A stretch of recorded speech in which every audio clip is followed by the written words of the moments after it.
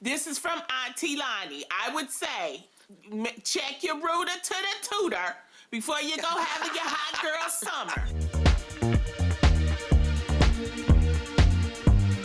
So ladies, as summer approaches, what advice would you give people who are sex starved from being in quarantine for so long? Are you telling them to set it free, caw? Or are we talking about, take your time? I think it's gonna be a huge baby boom. If they thought that there was gonna be a bunch of quarantine babies, there's gonna be a bunch of vaccination babies too. Not if you vax it, wax it, and wrap it.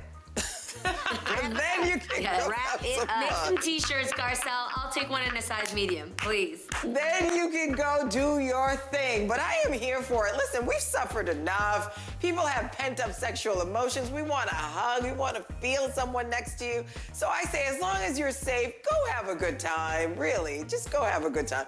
Life is short, you guys. I mean, we're celebrating what about life, the sexually right? transmitted diseases and infections? Nobody wants that, though. We don't want that. That's why I said wrap it. No. Ain't nobody even talking about all of that much. Here you come with that. Okay.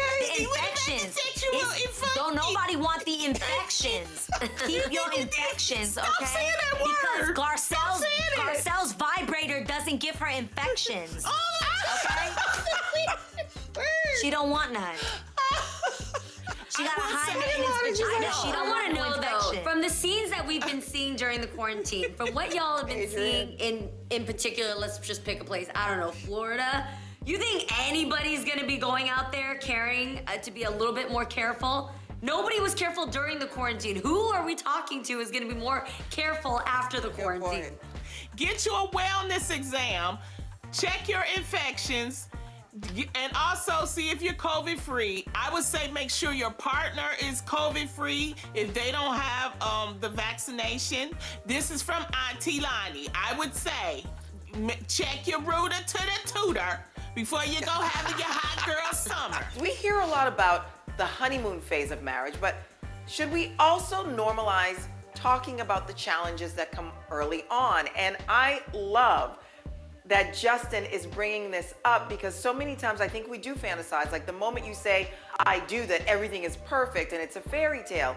And I do agree that the first year, although it's supposed to be the funnest, sometimes can be more challenging because you're adjusting to this coupledom and being together and figuring it out. So I love and I hope that young people are listening. It's not just about the honeymoon. You also have to adjust to being married. What do you guys think? I think no marriage is the same. I think every single marriage experience is going to be completely different. Because for me, I didn't feel that in my first year of marriage. I actually really did feel like the honeymoon phase of just like being so excited to be bringing our lives together. So I think the key to this is just being honest and open, which he talks about, which I love. And being transparent that if that isn't your experience, that doesn't mean that something's wrong, and that you can possibly work through that or figure out how to get to that place of ease or that place of trust and honesty and openness and transparency in your relationship. I think the most important thing is knowing that you married the right person, because I also know people that have gotten married and initially feel like everything changed. And I don't think that is a good indication either. Does that make sense? Like if you get married to somebody and overnight they're like a completely different person, that to me would be a red flag. No, I agree with what he says. It's very mature to spot out that past trauma and lack of trust is something that he specifically dealt with.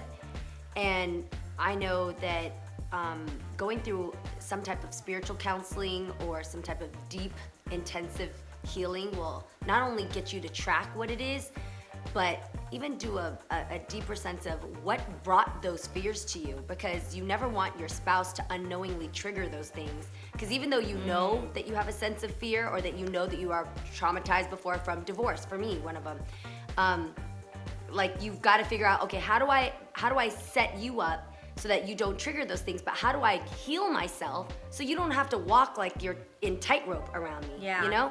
So that takes a deeper process, and it sounds like they went through something like that, but I definitely encourage any couples it should feel different. After you get married, I think it absolutely should feel different from dating, because now you've set a whole new standard and your boundaries are different. And now you've got to move as a unit.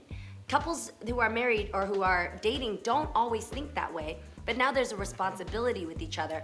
And so whatever steps you need to take to do your self-work, that comes first.